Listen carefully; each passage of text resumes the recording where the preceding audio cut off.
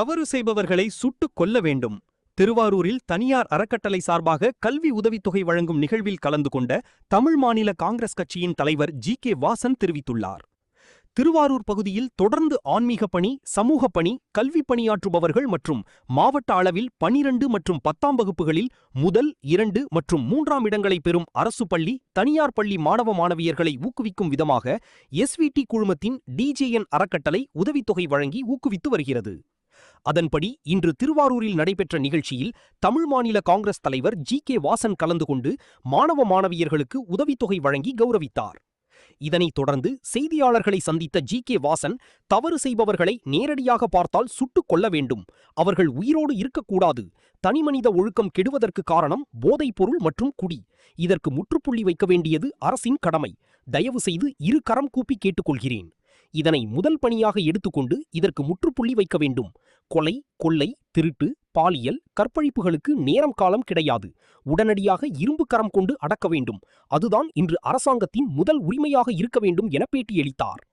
இந்த நிகழ்வில் நாகை பாராளுமன்ற உறுப்பினர் செல்வராஜ், ஆன்மீகம் ஆனந்தம் அமைப்பு நிறுவனர் எஸ்விடி கனகராஜ், டிஜேஎன் அறக்கட்டளை நிறுவனர்கள் எஸ்விடி ரவிச்சந்திரன், ஜெய் கணேஷ், வேலுடையார் கல்வி குழும தலைவர் KSS தியாகபாரி உள்ளிட்ட பெற்றோர்கள், மாணவ மாணவியர்கள், பொதுமக்கள் பலரும் கலந்து கொண்டனர். கூடாது என்பதிலே தமிழ் மாநில காங்கிரஸ் கட்சி உறுதியாக இருக்கிறது. காரணம், மண்வளம் மட்டுமல்லாமல் கடல் வளம் அடுத்த தலைமுறைக்கு பாதுகாக்க வேண்டும் என்பதிலே நாங்கள் உறுதியாக இருக்கிறோம். மேகதாது அணை கட்ட அனுமதிக்க கூடாது. விவசாயிகளுக்கு இந்த மண்டலம் பாலைவனமாகிவிடும்.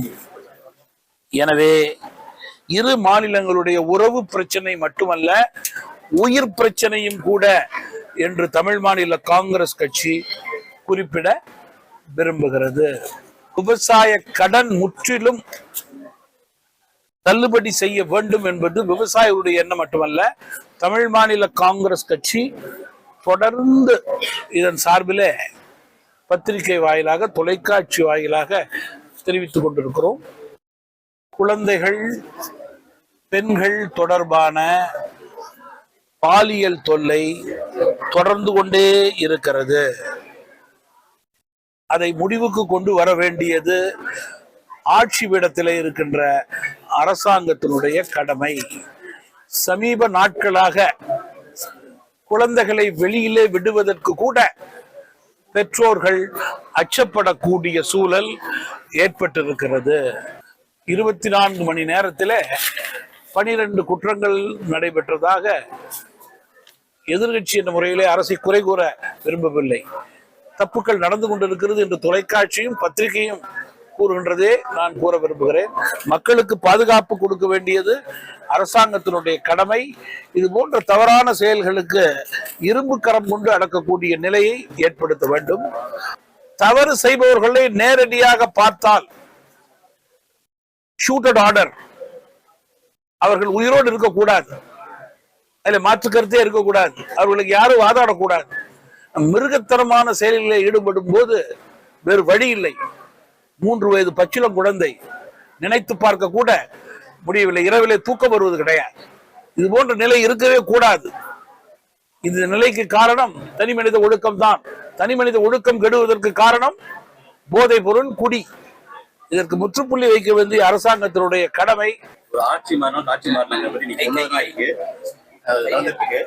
தமிழக அரசோட நடவடிக்கை அதோட இது சரியில்லைன்னு சொன்னீங்க. இல்ல, பொதுவா தமிழ் மாநில காங்கிரஸ் கட்சியை பொறுத்தவரையிலே முதல் நாளும் சொல்கிறோம், இன்றைக்கு 45-50 நாட்களுக்கு பிறகும் சொல்கிறோம், ஆட்சியாளர்களுக்கு பல துறையிலே பல சரி தவறுகளை கண்டுபிடித்து ஆட்சியை செம்மையாக நடத்த வேண்டும் என்று நினைத்தால் அதற்கு கால அவகாசம் தேவை என்பதிலே மாற்றுக்கருத்தே இருக்க முடியாது. ஆனால் கொலை, கொள்ளை, திருட்டு, கற்பழிப்பு, பாலியலுக்கு நேரம் காலமே கிடையாது.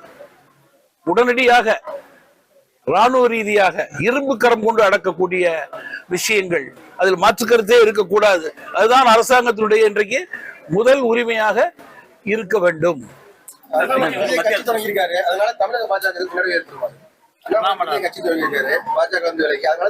தற்போது அமைப்பை தொடங்கி இருக்கிறார். தற்போது அமைப்பை தொடங்கி இருக்கிறார். நீங்க பிஜேபி விலகி இருக்கீங்க, பிஜேபி உள்ள நீங்க இது வரைக்கும் இருந்தீங்க, இப்ப விளக்கிறீங்க. இந்த நேரத்துல அவர்களுடைய அவசியம் பண்ண தேர்தல் ஒண்ணும் வர போறது இல்ல. இப்ப விளக்கிறதுக்காக என்ன? நேற்று ரொம்ப விபரமா பத்திரிகைகள் சொல்லி இன்னைக்கும் வந்திருக்கு. தமிழ் மாநில காங்கிரஸ் கட்சி பல வருடங்களுக்கு பிறகு தன்னை மீண்டும் தனித்தன்மையோடு பலப்படுத்திக் கொள்ள நினைக்கிறது. அதற்கு சரியான நேரம் சமயம் தற்போது வந்திருக்கிறது. இன்னும் பாராளுமன்ற தேர்தலுக்கு 3 வருடம், சட்டமன்ற தேர்தலுக்கு 5 வருடம், உள்ளாட்சி தேர்தலுக்கு 1 வருடம் இருக்கிறது. இதுதான் சரியான தருணம் எங்களுடைய கட்சிக்கு உரம் சேர்ப்பது. நன்றி, வணக்கம். உலக அளவுல இந்தியாவோட பொருளாதார வளர்ச்சி 4வது இடத்துல இருக்குன்னு சொல்லியிருக்காங்க. ஆனா இப்ப இன்னைக்கு வெளியோட அந்நிய முதலீடு கேட்கிறோம் அப்படின்னு சொல்லியிருக்காங்க நிதியமைச்சர். ஆனா பொருளாதார அளவுல வளர்ச்சியில பொலிட்டிக்கல் அளவுல வளர்ச்சி இருக்கு இந்தியாவோட. இல்ல, பொதுவா ஸ்டாட்டிஸ்டிக்ஸ பார்த்தா அரசியலுக்கு அப்பாற்பட்டு 140 கோடி மக்கள் தொகை கூட இந்தியா மிகப்பெரிய ஜனநாயகம். கோவிட் காலத்தில் படிப்படியாக சங்கடங்களை தாங்கி உயர்ந்து சிறந்து வளர்ந்து வந்திருக்கிறது என்பதிலே மாற்று கருத்தே இருக்க முடியாது. நம்முடைய அண்டை நாடுகளில் பார்த்தா நமக்கு கம்பேர் பண்ற 10% 20% தான் மக்கள் தொகை. அவர்கள் படும் கஷ்டம் இன்னும் வெளியே வர முடியவில்லை. கடன் தொல்லை, பொருட்கள் வாங்கக்கூடிய தொல்லை, இவர்களுக்கெல்லாம் இந்தியா உதவி செய்து கொண்டிருக்கிறது. இல்லை மாற்று கருத்து இருக்க முடியாது. நீங்க கோவிட் காலத்தை கம்பேர் பண்ணா இந்த 6 வருட காலத்துல படிப்படியாக பொருளாதார ரீதியாக நாம் உயர்ந்து கொண்டுதான் இருக்கிறோம். அதில் மாற்று கருத்து கிடையாது. மேலும் உயர வேண்டும், சிறக்க வேண்டும், வளர வேண்டும். இந்த போர்லாம் இருக்கு பாருங்க, இதன் அடிப்படையிலே பல சங்கடங்கள், பல தொந்தரவுகள். இதை தாண்டி மத்திய அரசு பொருளாதார நிலையை உயர்த்த வேண்டும். பெட்ரோல் டீசல் விலையெல்லாம் குறைக்கக்கூடிய உயர்ந்த நிலையை ஏற்படுத்த வேண்டும் என்பதுதான் எங்களுடைய வேண்டுகோள். போதும் சார். இந்தியா மிகப்பெரிய ஜனநாயகம். இந்த ஜனநாயகத்துல தனி மனிதர்களுக்கு நிறைய சுதந்திரம் இருக்கிறது. இந்த கட்சியிலிருந்து அந்த கட்சிக்கு போகலாம், அந்த கட்சியிலிருந்து இந்த கட்சிக்கு போகலாம். தேர்தலுக்கு முன்பு ஒரு கட்சியில் இருந்து எதிர்த்து வேலை செய்யலாம். தேர்தலுக்கு பிறகு ஆட்சியாளர்கள் இருக்கின்ற இடத்திற்கு போய் அவர்களோடு இணைந்து கொள்ளலாம். அதனால இதெல்லாம் ஜனநாயகத்தினுடைய மாண்பு. இதை இதை இதை ஜனநாயகத்தினுடைய மாண்பு. இதை தினந்தோறும் எல்லா கட்சிகளும் சந்தித்துக் கொண்டிருக்கிறது, பார்த்து கொண்டிருக்கிறோம்.